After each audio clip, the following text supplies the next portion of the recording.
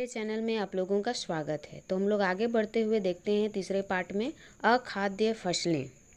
अखाद्य फसलों में पहला है रबड़।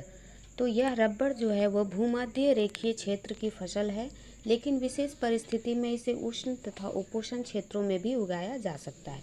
इसके लिए लगभग 25 डिग्री सेल्सियस तापमान की आवश्यकता होती है, 200 सेंटीमीटर वर्षा की और नम तथा आर्द्र जलवायु की आवश्यकता होती है। यह हमारे भारत के केरल, तमिलनाडु, कर्नाटक, अंडमान निकोबार द्वीप समूह तथा मेघालय में गारो खासी पहाड़ियों पर उगाया जाता है।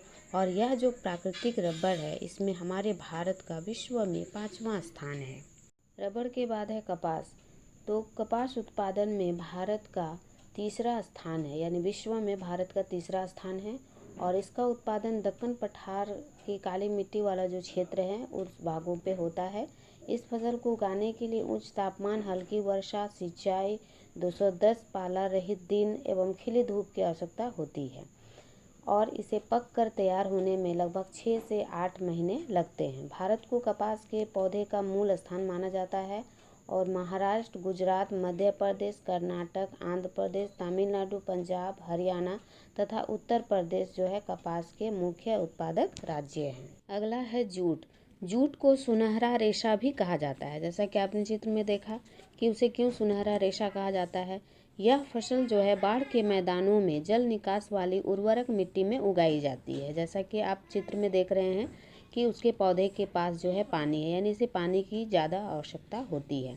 इसलिए मतलब ऐसे क्षेत्र में यह लगाया जाता है जहाँ की हर वर्ष बाढ़ के द्वारा नई मिट्टी का जमाव होता है। यह फसल को बढ़ने के लिए जो है ऊंचा तापमान होना चाहिए और यह पश्चिम बंगाल, बिहार, असम और उड़ीसा तथा मेघालय जो है उन क्षेत्रों पर ज़्यादा लगाया जाता है, यानी उसका जो है ज़्यादा उत्पादन होता है।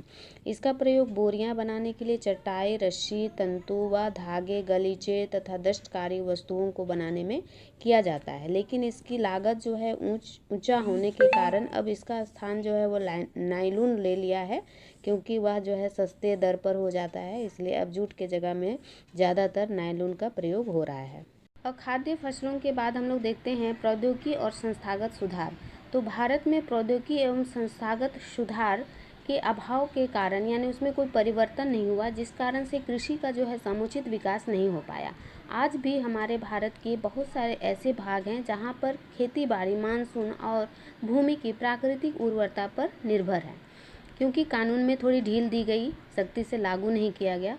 1960 एवं 1970 के दशक में भारत सरकार ने कुछ कृषि सुधार कार्यक्रम की शुरुआत की गई और पैकेज टेक्नोलॉजी पर आधारित हरित क्रांति एवं श्वेत क्रांति जैसी कृषि सुधार के लिए कुछ रणनीतियाँ भी बनाई गई।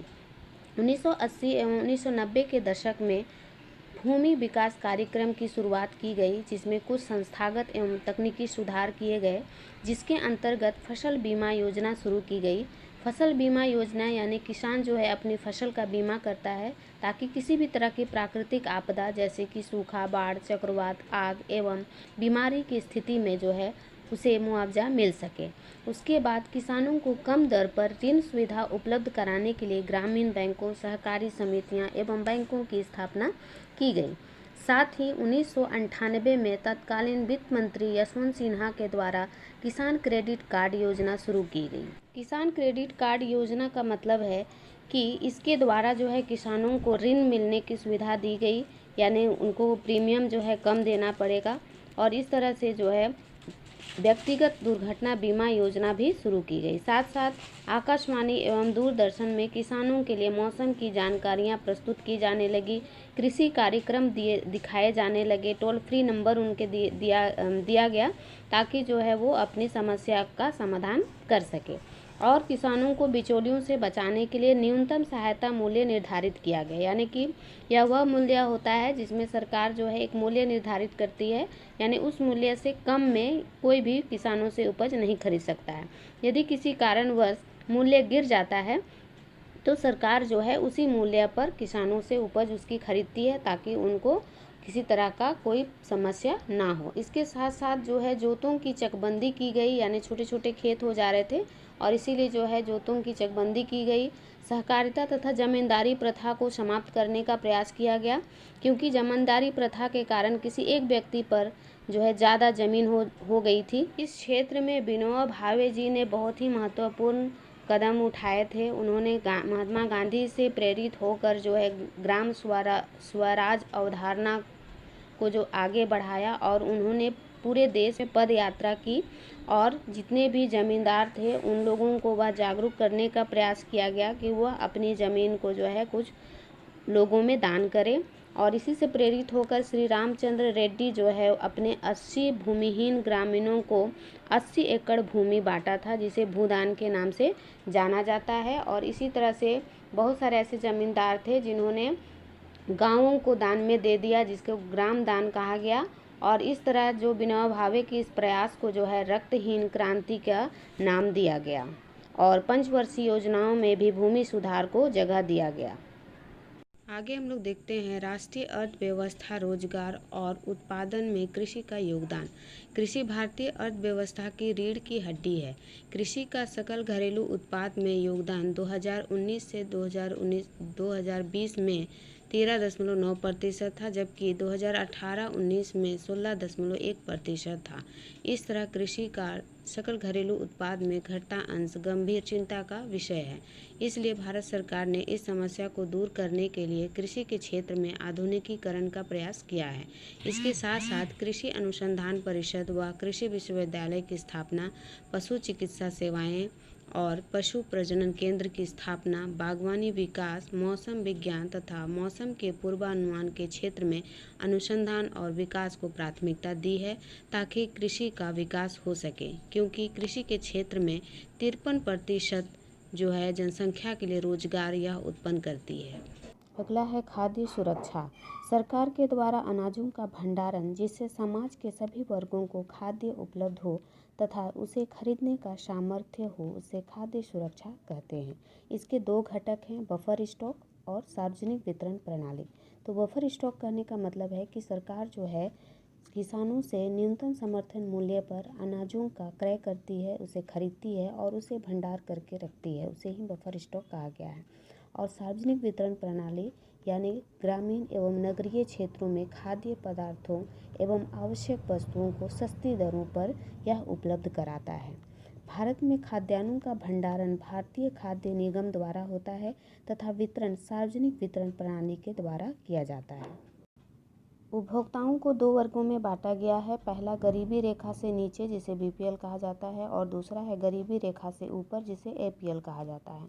तो इन दोनों वर्गों को जो है खाद्यान्न यानी बहुत ही कम कीमत पर खाद्यान्न उपलब्ध किया जाता है और प्रत्येक वर्ग के लिए अलग अलग कीमतें भी निर्धारित की गई है। लेकिन अभी भी बहुत से ऐसे वर्ग हैं जिन्हें यह लाभ नहीं मिल पा रहा है तथा खाद्यान्न भंडारण के कारण शस्य प्रारूप बिगड़ गया है। कहने का मतलब है कि चावल और गेहूँ पर लोग ज़्यादा जोर दे रहे हैं, यानी सरकार जो है अनाजों का न्यूनतम समर्थन मूल्य पर खरीद करती है और इसके कारण लोग ज़्यादा से ज़्यादा उत्पादन कर रहे हैं और उत्पादन करने के कारण जो है विभिन्न प्रकार की समस्याएं हो रही है। जैसे उत्पादन के कारण ज़्यादा से ज़्यादा सिंचाई हो रहा है, भूमिगत जल का उपयोग हो रहा है। तो इस तरह से बहुत सारे ऐसे कार्य हो रहे हैं जिसके कारण जो है भूमि निम्नीकृत भी हो रही है, तो बहुत सारी समस्याएँ हो रही है। अगला है वैश्वीकरण का कृषि पर प्रभाव। भारतीय कृषि पर वैश्वीकरण का प्रभाव उपनिवेश काल से ही दिखाई देता है। भारत में निर्यात किए जाने वाले प्रमुख वस्तुओं में कपास तथा मसाले थे।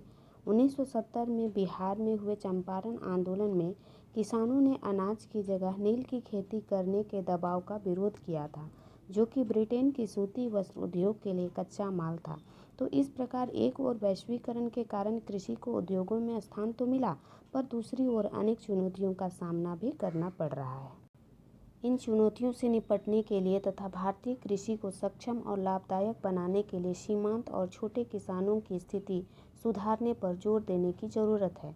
साथ ही किसानों को कार्बनिक कृषि का प्रयोग तथा सस्यवर्धन करने की ज़रूरत है। सस्यवर्धन करने का मतलब है कि भूमि की उत्पादन क्षमता को बढ़ाने के लिए भूमि के किसी टुकड़े पर फसलें बदल बदल कर बोना, जिससे कि मिट्टी की उर्वरतापन बनी रहती है। और साथ ही हमें फलों तथा सब्जियों, औषधीय पौधों, बायोडीजल फलों इसे उगाने पर जोर देना चाहिए, क्योंकि इसमें जो है चावल एवं गन्ने के मुकाबले कम सिंचाई की आवश्यकता होती है। और साथ ही हमें कीमती फसलों को भी उगाकर उसका उपयोग करना चाहिए। तो इस प्रकार से यह कृषि चैप्टर हम लोगों का समाप्त हो चुका है।